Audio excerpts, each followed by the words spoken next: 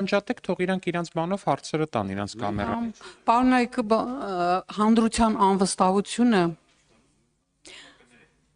հանրության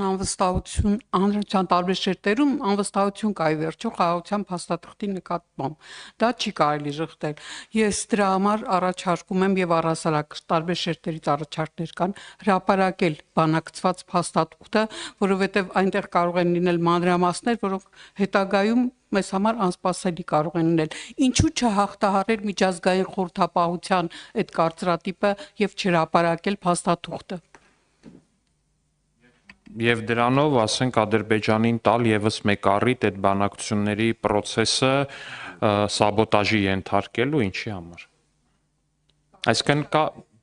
կարծում եմ, որ Ադրբեջանը պարբերաբար փորձում է խաղաղության process-ը տորպեդահարել։ Դրա մասին մենք ենք հայտարարում, դա դուք եք տեսնում, դրա մասին ինքներդ եք գրում ձեր թերթերում, ձեր լրատվականներում, ինչի դեպ ճիշտ է։ Հիմա դուք ասում եք, կա միջազգային, այսպես դիվանագիտական, ընդհանուր էթիկայի եւ մնացած նորմ, որ երկկողմանի բանակցվող փաստաթուղթը կարելի է հրապարակել, երբ որ երկու կողմն էլ համաձայն են։ Ու երբ որ կողմերից մեկը առանց մյուսի հետ համաձայնեցնելու դա հրապարակում է, դա այտենց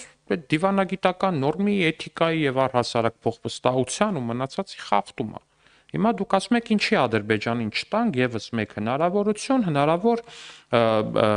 բանի սաբոտաժի այդ բանակցությունների։ Ես կարծում եմ պետք չէ այդ հնարավորությունը տալ։ Մեր ժողովրդին տանք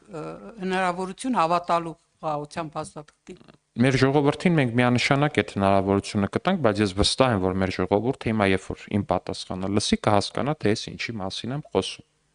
Մենք մեր գործողություններում փորձում ենք լինել մաքսիմալ լեգիտիմ, մենք փորձում ենք մեր բոլոր գործողությունները կազմենք ամեն մի քայլը անենք այնպես, որպեսզի այն կներեք, այս դաշնակներն գնացին, բայց իրենց աշխատանքային լեզվով ասած, «Ни к чему было бы придраться»։ Ես զուտ կարճ խաղաղության պայմանագրի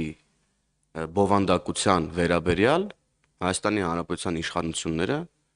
խոսել են եւ Հայաստանի Հանրապետության ժողովրդին ես կարող եմ ասել մոտ 98%-ով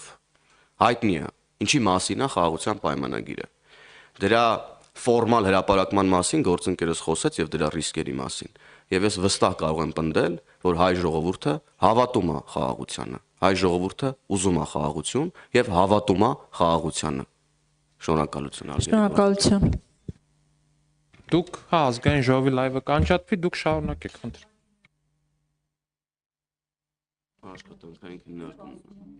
Դե ոչինչ, 10 րոպե։ Հարցը շատ կարճ է, պարոն Ալեքսանյան, ձեզ է ուղղված։